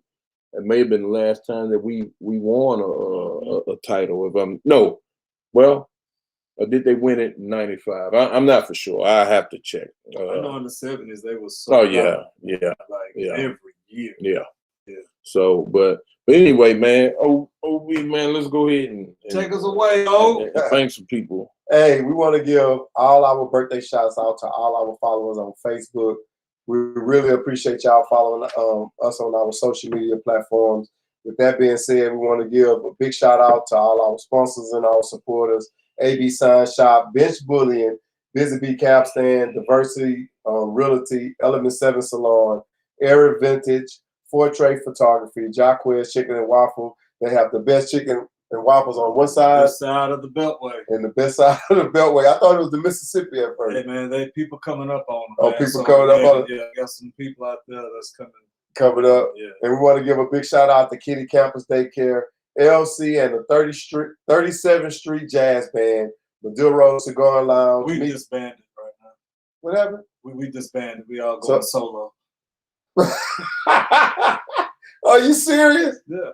Okay, well, hey, to the members of that band that's going solo, we wish y'all the best of luck. I know y'all gonna tell us who y'all are. We'll give y'all some shout outs as well. Meat Smells That Sells. Please follow Meat Smells That Sells on Facebook as well as on Instagram. If you're into Sensi products, Meat Smells is the way to go. National Scouting Service, we did a live broadcast with them tonight as well. NBA Kennels, Pat Wild Wings. What is that? Huh? NBA Kennels. What is that? Well, one of our relatives is with NBA Youngboy. That's his own kennel company. So he do exotic dogs and stuff. Oh, like okay that. then. Okay. So he's a rapper. If you don't know Want your dog? No. Okay. Well, anyway, NBA Kennels, Pat Wild Wings, Picture Perfect Photography, Tommy Napoli Personal Shelf, Tours Alumni Association, Unveiled Aspirations, and Shaliba Drones, the tax service society. You can find her on Society Tax Service at Outlook.com, or you can call her at 281-451-7918 if you're trying to get your taxes done. Am I wrong? Oh, this is the first time I actually paid attention to all the supporters on here, all the people we can give shout outs to. We've been doing this for 2 years, and I'm like, man, who is Pat's Wild Wings, man? Anyway, man, but I bet you if there's a picture of Flojo up there, you would have noticed that, huh? Yeah. Man, let's wrap up the I show. will find some pictures for OB, you. let's wrap up the show, man. Give me some closing thoughts. Closing thoughts. Hey, man, continue to do the things you're doing, supporting family and friends, because we are in the epidemic. Things will seem like they're not going to change, especially with law enforcement. We still having our own getting killed. Talk to your kids, talk to your family members, and then try to continue to do the things that you need to do to stay safe in our environment and our times today. That was deep. Yeah, man. You think you wrote it down? Hey, Practicing exactly. there. Right, well, come on, well, give me something. Well, man, I think parents, you need to really motivate and influence your children to run track, because I'm serious though, they need to run track because it will help them in all areas, in all sports. You know, track. I mean, it's not really about winning. It's about, because in any sport that you play, you got to have quickness. You got to have some speed for the most part. And you know, but again, I'm saying that because of what we're experiencing in Galveston, and that's a whole nother topic. But you know, just get your kids out there to run. I know it's tough, especially I had a son that ran track, and you out there all day long. But I mean, there's some good benefits of it. But that's pretty much it. I think that track takes more discipline and focus than any other sport. It's more of an individual sport. It is. It is. Your teammate. Yeah. You got to come through. And I just, even on a relay for the most part. I just think that that's probably why I hated it so much. Because you know, just wouldn't. You know, the focus and you know, and I know I could have been a lot better than what I was, but I just didn't have that. And being honestly, the only reason I even ran that last year was because Scooter and Tracy. That was it. If it wouldn't have been for them, I wouldn't have been out there. And you know, Link, you know, ran off on it at the last minute. If I wouldn't know he was going through, I probably would have ran. You know, right behind him. Yeah, I mean, so you know, it was like. Yeah, it was hard for me to let them down, but anyway, we got some more serious topics we'll be covering. We actually changed this week's topic. I'm not gonna say at the last minute, but we changed it. So I think the next time we come back, we'll probably go with that topic that we had planned for this week. just be safe, man, and God bless. And that's the show.